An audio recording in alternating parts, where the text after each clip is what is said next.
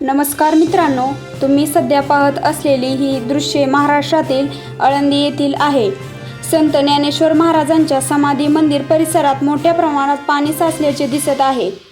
गेल्या काही दिवसापासून सुरू झालेल्या मुसळधार पावसाने इंद्रायणी नदीच्या पाणी पातळीत मोठी वाढ झाली आहे।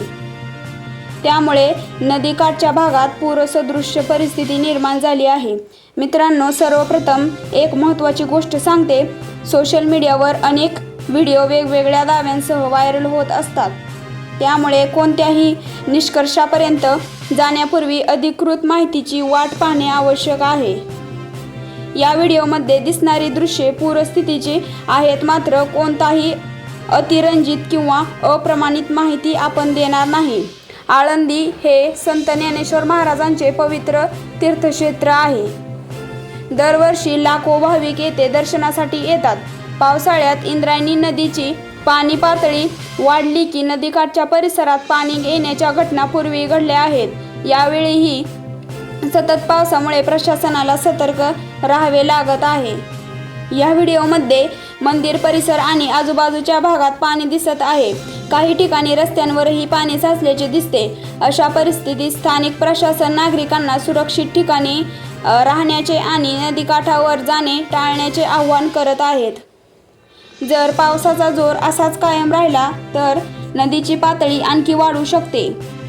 त्यामुळे प्रशासन परिस्थितीवर सातत्याने लक्ष ठेवून आहे। आपत्ती व्यवस्थापन पथके आणि स्थानिक अधिकारी आवश्यक त्या उपाययोजना करत आहेत। मित्रांनो, अशा वेळी अफवांवर विश्वास ठेवू नका। फक्त अधिकृत हवामान विभाग, जिल्हा प्रशासन आणि शासनाकडून दिल्या जाणाऱ्या सूचनांचे पालन करा। जर तुमच्या परिसरातही जोरदार पाऊस सुरू असेल तर विनाकारण नदी, ओढे किंवा पुलांवर जाणे टाळा। स्वतःची आणि आपल्या कुटुंबाची सुरक्षितता सर्वात महत्त्वाची आहे। आळंदीसारख्या धार्मिक स्थळांवर हजारो भाविक येत असल्याने प्रशासनालाही अतिरिक्त काळजी घ्यावी लागते।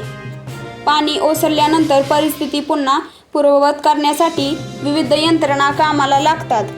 या व्हिडिओमधून आपल्याला एकच संदेश मिळतो, निसर्गासमोर माणूस किती लहान आहे। त्यामुळे सतर्क राहणे आणि प्रशासनाच्या सूचनांचे पालन करणे ही प्रत्येकाची जबाबदारी आहे।